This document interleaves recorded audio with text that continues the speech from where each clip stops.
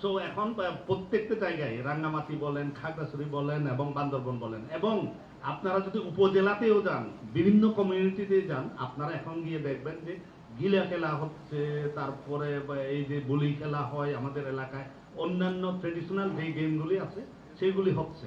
আমরা পার্বত্য মন্ত্রণালয়ের পক্ষ থেকে যতটুকু পারি আমরা এই যে এই অনুষ্ঠানগুলি করার জন্য বিভিন্নভাবে সাহায্য সহযোগিতা যতটুকু পারি আমি দিয়েছি, এখনো দিচ্ছি। এপার্ট ফ্রম দ্যাট আমি আপনাদেরকে বলতে পারি, এই যে আমার যে 3টা জেলা পরিষদ আছে, এই 3 জেলা পরিষদের মাধ্যমে আমি 200 করে 600 টন আমি ইয়ে দিয়েছি, খাবার দিয়েছি তাদেরকে অথবা সাহায্য দিয়েছি। এবং এছাড়াও আমি আমার যে জেলা ডিস্ট্রিক্ট অ্যাডমিনিস্ট্রেশন আছে তাদেরকেও আমি 150 টন করে আমি 450 টন খাদ্য দিয়েছি। পার্বত্য এলাকায় যেন তারা কখনো ভোট না, যেন কখনো মনে না করে যে সরকার পার্বত্য এলাকা থেকে বিচ্ছিন্ন। আমরা ওটা চিন্তা করছি না, আমরা সবাইকে যেভাবে পারি সাহায্য এবং সহযোগিতা করতেছি। পার্বত্য চট্টগ্রামে আপনারা জানেন এই সময়ে এই যে বিজু মানে কি, বিজু মানে হচ্ছে একটা পাজনটা হচ্ছে বিভিন্ন তরকারির সংমিশ্রণে একটা ইয়ে করবে, যেটা আমরা খুব এনজয় করি। অ্যাপার্ট ফ্রম দ্যাট কালচার এবং কাস্টমারি আরো অনেক কিছু রয়ে গেছে, এগুলি মোটামুটি এখন প্রচলিত অথবা চলমান রয়েছে এখন থেকেই। আজকে হচ্ছে 9 তারিখ, 10, 11, 12 তারিখে আমাদের ইয়ে হবে, ফুল বিজু হবে। আর 14 তারিখে হবে আসল বিজুটা, যেটাকে আমরা মূল বিজু বলি। আর এরপরে নববর্ষ যেন আমাদের সবার ভালোভাবে আছে সেভাবেও প্রস্তুতি চলতেছে বিভিন্নভাবে। আমাদের কাস্টমারি যে হেডম্যান, কারবারি, ইভেন আমাদের রাজা মহোদয়রা, তিন রাজা মহোদয়রাও এই লাইনে সবাইকে উদ্বুদ্ধ করতেছে যে আমরা লেট আস এনজয় টুগেদার। এবং সাথে সাথে আমি এটাও রিকগনাইজ করব যে আমার ওখানে যারা বাঙালি যারা আছে, ট্রেডিশনাল বাঙালিরা তো আছেই, মানে ট্রেডিশনাল বলতে এটাই বলতেছি, আগে থেকে যারা বাঙালিরা ওই এলাকায় ছিল তারাও খুব এনজয় করে এবং তারাও এটাকে নিজের একটা অনুষ্ঠান হিসেবে চালাচ্ছে এবং চালিয়ে নিয়ে যাচ্ছে।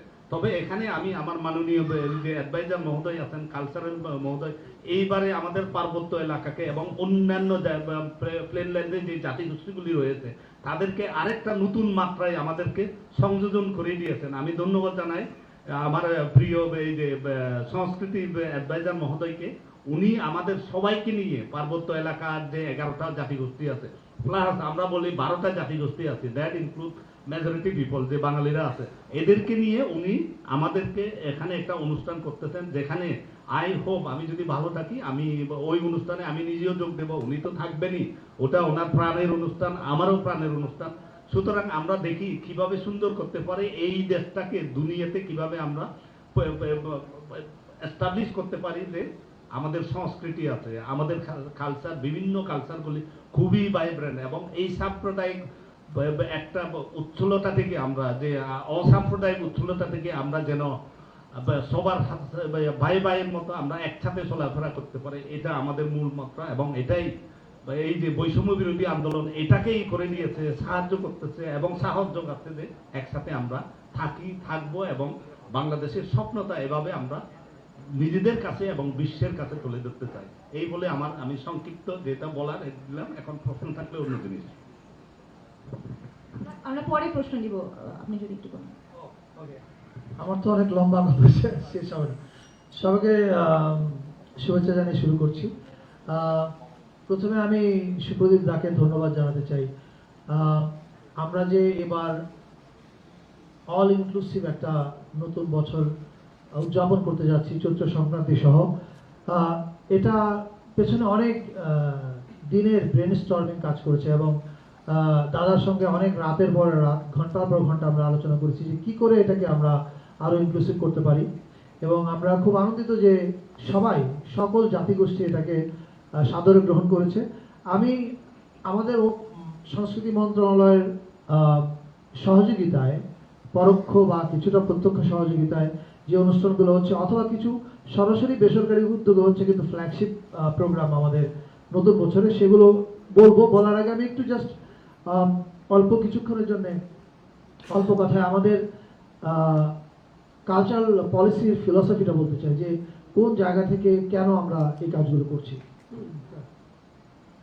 আপনারা খেয়াল করবেন যে আমাদের সরকারের গৃহীত সব ব্যবস্থার মূলে আছে দুইটা জিনিস, একটা হচ্ছে কালচারাল হিলিং এবং আরেকটা হচ্ছে কালচারাল ইনক্লুসিভনেস।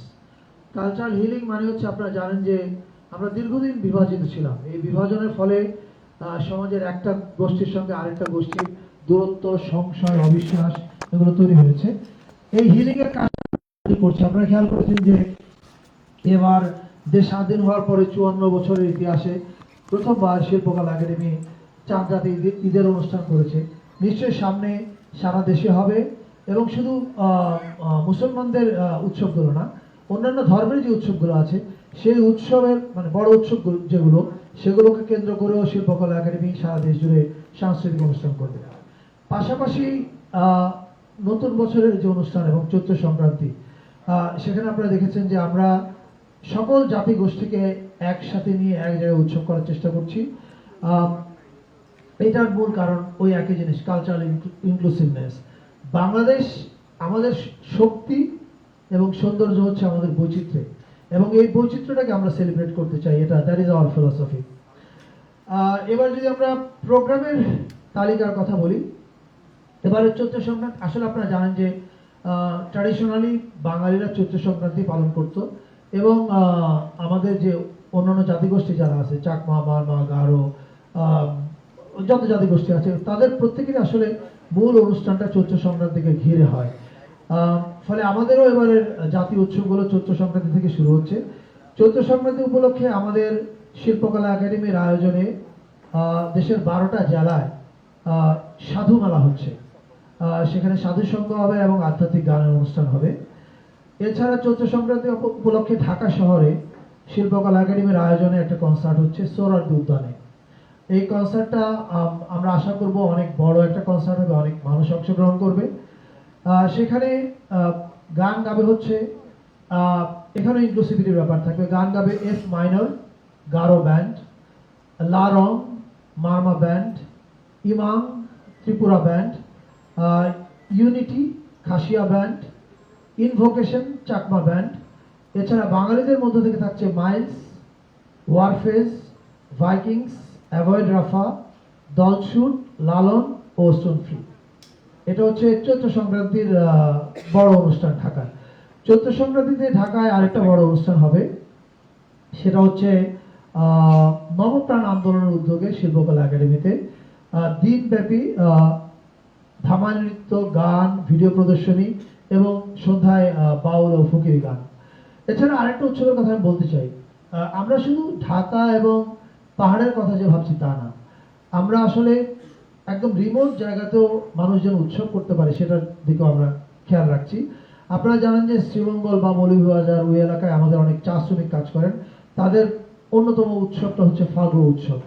সো ফাগুয়া উৎসব উপলক্ষে আমি নিজেও যাচ্ছি 12 এপ্রিল সিলেটে, এবং এই উৎসবটাতে এবার সংস্কৃতি মন্ত্রণালয় প্রত্যক্ষভাবে যুক্ত আছে তাদের সঙ্গে সহযোগিতায়। এবার আসি হচ্ছে আমরা নববর্ষের দিনের অনুষ্ঠান। নববর্ষের দিন ঐতিহ্যগতভাবে যে অনুষ্ঠানগুলো হয়, যেমন ছায়ানটের অনুষ্ঠান, সেটা হচ্ছে সুরের ধারার অনুষ্ঠান হচ্ছে, কিন্তু সুরের ধারার অনুষ্ঠানে একটু পরিবর্তন এসছে।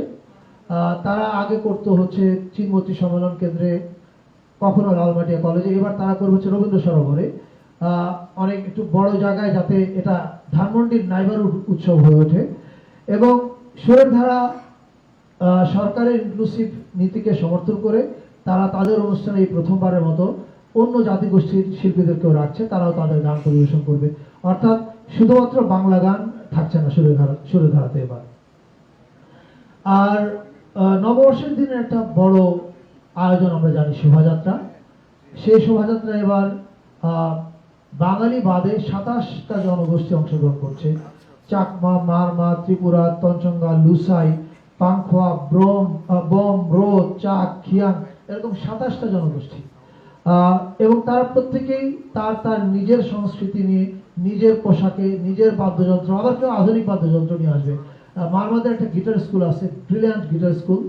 ওরা 15-20 জন গিটার প্লেয়ার নিয়ে আসছে, ইয়াং ছেলে মেয়ে, রো বাঁশি বাদক আসছে। ফলে এরা প্রত্যেকেই তাদের নিজ নিজ কালচারকে রিপ্রেজেন্ট করবে এই এবারে শোভাযাত্রায়। এছাড়া চারুকলা থেকে এরা সবাই যুক্ত হবে চারুকলা শোভাযাত্রায়। আর চারুকলা শোভাযাত্রায় এই প্রথমবারের মতো বাম্বা যোগ দিচ্ছে। আমরা কিছুক্ষণ আগে একটা প্রেস কনফারেন্সে এই কথাটা বলেছি, আমি আবার রিটারেট করতে চাই। আপনারা খেয়াল করে দেখবেন যে এবারে ঈদ উপলক্ষে প্রধান উপদেষ্টা মহোদয়ের ফেসবুক পেজ থেকে একটা ঈদের ভিডিও পোস্ট করা হয়েছে। এখন ওই ঈদের ভিডিওটা দেখবেন যে কিছু দুঃখী মানুষের চেহারা, স্যাড পিপল, এবং সেই ভিডিওর ক্যাপশনে লেখা হয়েছে যে আমাদের দেশে প্রায় 12 লাখ মানুষ বিপদে পড়ে মেহমান হিসেবে আছে। ওই ভিডিওটার থিম ছিল এরকম যে এই মানুষেরা ওয়েট করছে, আমরা যখন সেলিব্রেট করছি আমাদের ঈদ, আমরা যেন মনে রাখি যে এই মানুষেরা ওয়েট করছে তাদের দেশে ফিরে ঈদ সেলিব্রেট করার। এটা আমি মনে করি যে আপনি অন্য মানুষের নিপীড়িত মানুষের ব্যাপারে কি বোধ করেন, এটা কিন্তু আপনার সংস্কৃতির পরিচয়। আমি মনে করি যে আমরা প্রধান উপদেষ্টা মহোদয় এটা ওনার পেজে শেয়ার করার মাধ্যমে এই সিগন্যালটা এবং এই বার্তাটা দিয়েছেন যে যে মানুষ নিপীড়িত, আমাদের আনন্দ বা উৎসবের দিনে যেন আমরা তাদেরকে ভুলে না যাই। এবারে শোভাযাত্রা যেটা হবে আমাদের চারুকলা থেকে যেটা বেরোবে, সেখানে প্রথমবারের মতো বাম্বা যোগ দিচ্ছে। বাম্বা মানে আমরা জানি যে রক মিউজিশিয়ানরা, এবং তারা যোগ দিচ্ছে একটা কজকে তারা এবার হাইলাইট করতে চায়। সেটা হচ্ছে, আপনারা জানেন যে প্যালেস্টাইনে একটা বড় ধরনের গণহত্যা সংঘটিত হচ্ছে। বাম্বা প্রায় 200 গিটারিস্ট নিয়ে আসবে এবং তারা আহ্বান জানিয়েছে ঢাকা এবং ঢাকার আশেপাশে যত গিটার প্লেয়ার, এনি পার্ক মানে রিদম প্লেয়ার, তারা প্রত্যেকে যেন তাদের সঙ্গে যোগ দেয়। এবং তারা আহ্বান জানিয়েছে আপনারা একটা প্যালেস্টাইনের ফ্ল্যাগ নিয়ে আসবেন এবং ওই রক মিউজিশিয়ানরা একটা গান গাবে। আপনারা জানেন সেই গানটা from the river to sea Palestine will be free. So তারা মানবতার মানে আমরা আমাদের উৎসবে, এই নববর্ষের উৎসবে আমরা যেন ভুলে না যাই যে পৃথিবীতে একটা বড় গণহত্যা চলছে। আমি বাংলাদেশের রক মিউজিশিয়ানদেরকে ধন্যবাদ জানাই এ ধরনের একটা মানবিক কজকে এবারে শোভাযাত্রা